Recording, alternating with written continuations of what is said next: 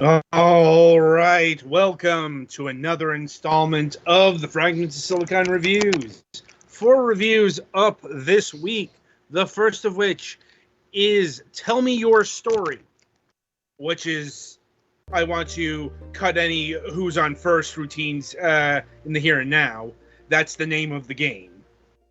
God damn it. Like, You stole my joke, you rat bastard. look, I know my coworkers here. Mm-hmm. At any rate, uncover Grandma Rose's extraordinary stories along with Amelia, all hidden in multiple cozy puzzles spread around the world. Dive into Globetrotter adventures, discover Granny's treasures, and relax along the way. I'm like, so that doesn't exactly tell you what this game is. Like, does better here at the bottom text. It's a story-driven cozy puzzle game. Emphasis on the cozy. Like, wherein, you will solve puzzles in order to have the narrative unfurl before you. Presumably while you are clutching a warm mug of cocoa, given the aesthetics of the game and general tone. So, I suppose that, this isn't a critique necessarily, but more an observation. Like, the puzzle we have on display here, the matching pots puzzle.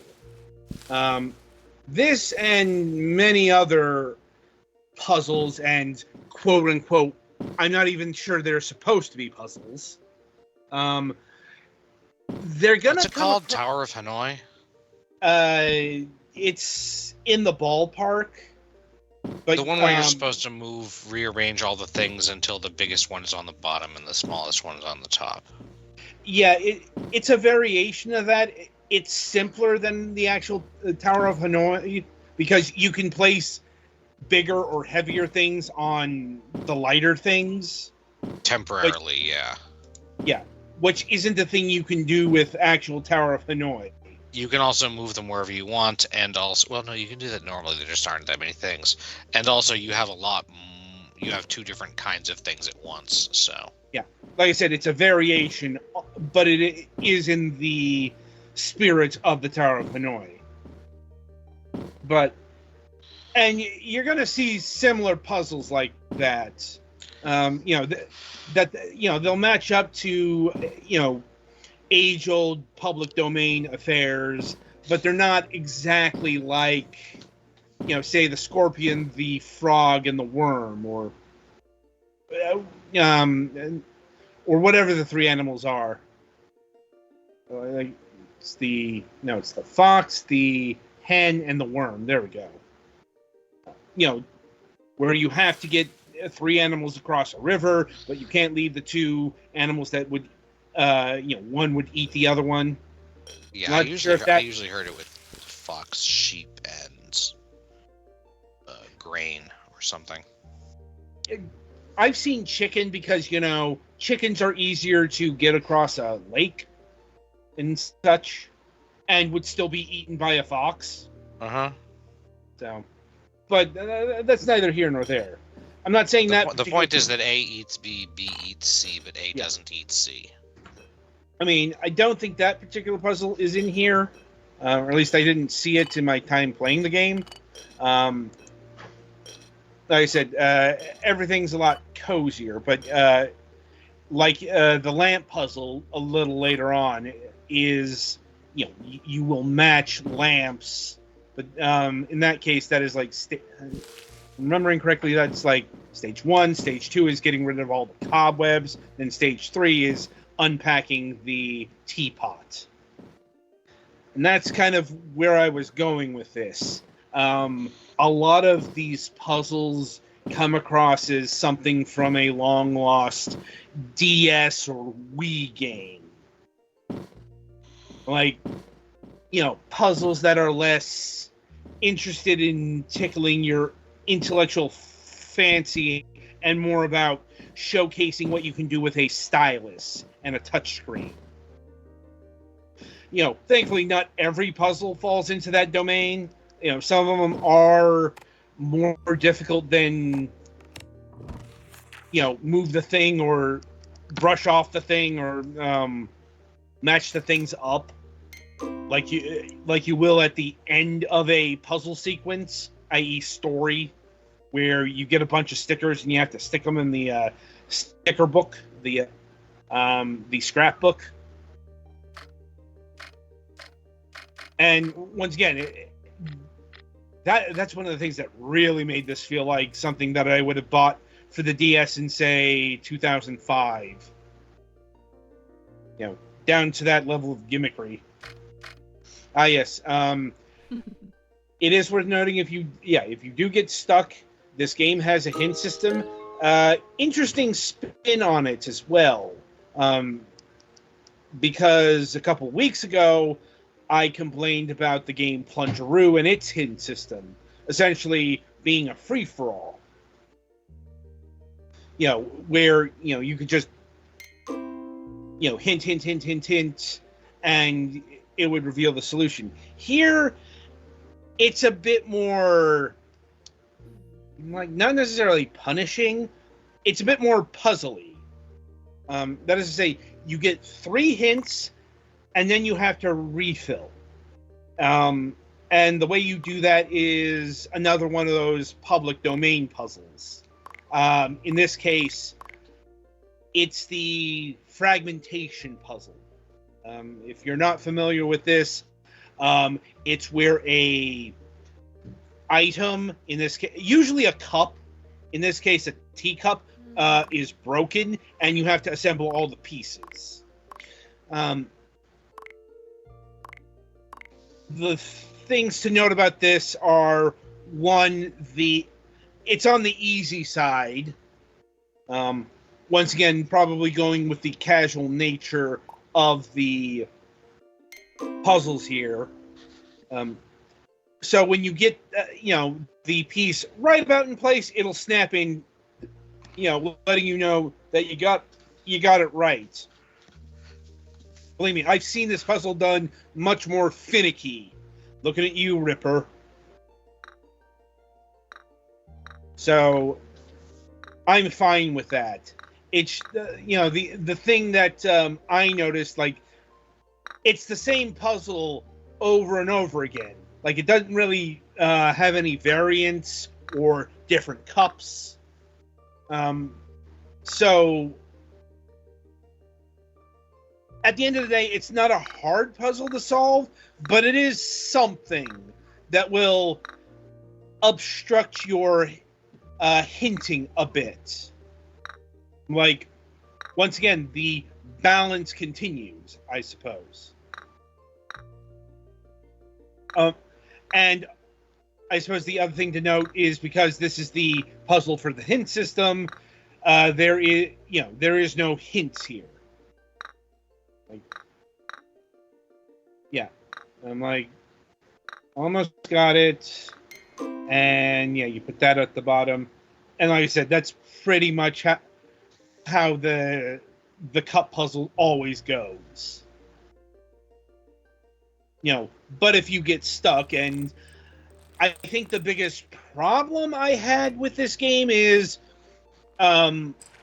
interestingly enough, a case of adventure game logic. Because, this game is going for a silent approach, or, a purely visual conveyance. There's no text, there's no words, everything is conveyed in image. So you have to discern what's going on by, the pictures on display here. And sometimes it can be not clear what the puzzle wants you to do. This one was one I had to use because I didn't know what they wanted here. It makes sense when you put it all together, but like I said, that's some adventure game logic. that's something that made more sense to the puzzle maker than the puzzle breaker.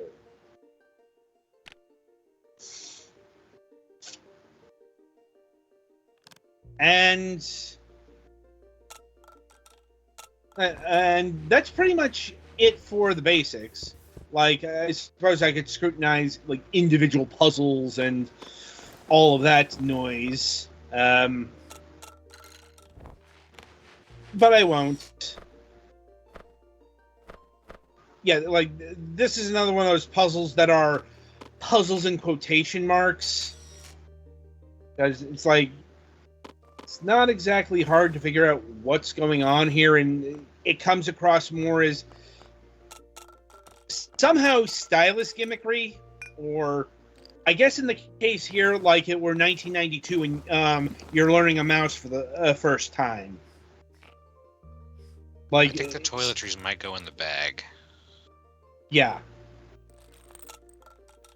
Yeah. And the pencil. Yeah, the toiletries go. Yeah, no, they do. Oh, the pencil goes with a book, probably. Yeah. See, like I said, that is the kind of thing I would have done back in the early '90s with a fancy new CD-ROM.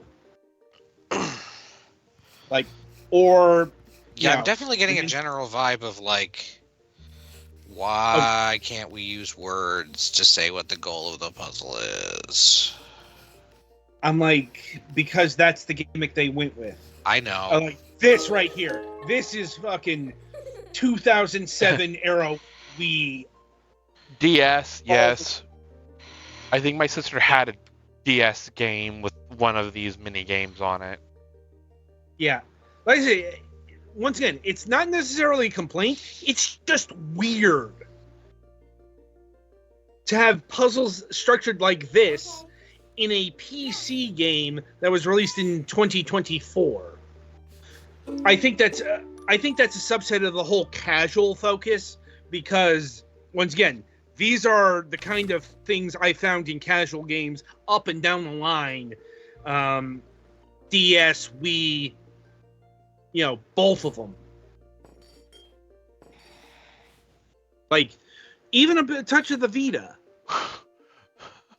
Like, when this is definitely some casual game puzzles. Yeah. Or quote-unquote puzzles. Yeah, the quote-unquote puzzles is probably the more apt. Yeah, like I said, some of these are legitimate puzzles with... And some of them are just figure out which things go together based on reasons. Yeah. Like I said, it's got conveyance issues. To put it lightly, yes. Yeah. I'm like, another fun one is the speech puzzle. I'm like, which is basically their version of... Do either of you know what lingo is? Vaguely. Might have heard of it. It's where, or you might know it in its modern form, Wordle. Yeah, it's the same. It's the same idea, but instead of using letters, it uses shapes to spell out the things that the characters are talking about. I always thought of Wordle as Pico Fermi Bagel, but with letters instead of numbers. It's not the only name it's known under. But the idea is the same. It's just Wordle is the trademark version of it. From the New York Times, yes. Yeah, I keep forgetting. I mean, now from the New York Times after they bought it. Yeah, I keep forgetting they trademarked that. Yeah. I mean, see also P-Cross. That's actually Nintendo's trade name for the Noma Train, or whatever the actual puzzle's named. Or probably most famously, Reversi, or the trade name Othello. Nonogram is the... Nonogram, there we go. Yeah, it's like, that's what you call it. Unless you're licensed by Nintendo, then you can call it P-Cross. We're learning things today. Mm-hmm. So, The game will last you a couple hours. I'd say like about 3 hours. I'll admit I got bored of this thing as I did. That's kind of how it went with all of these kind of games back nearly 20 years ago. Yeah. Holy fuck, what is time? Bro. Yeah. Anyway, point is, I had some of these casual type games on my DS. As I say, a lot of us probably had them on our DSs. Yeah. I mean, I played them for a bit. I grew bored of them. I sold them off, or gave them to a sibling. Something like that.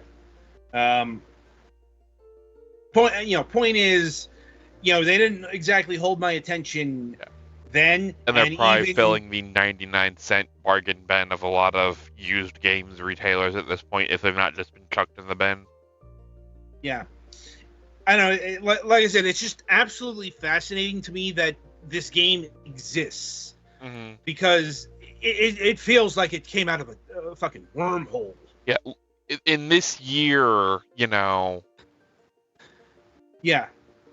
Like, if this was like a Flash game from the mid-2000s or a DSi or DS game, I could see that, but this being a brand new game in 2024 is interesting. Yeah. I'm like, could I recommend it? I think that depends on your age and interest in video games. Or if you have a small child who doesn't know how to use a mouse very well. That's what I was getting at here. Right. Like, this is something that's good for the very young or the very old.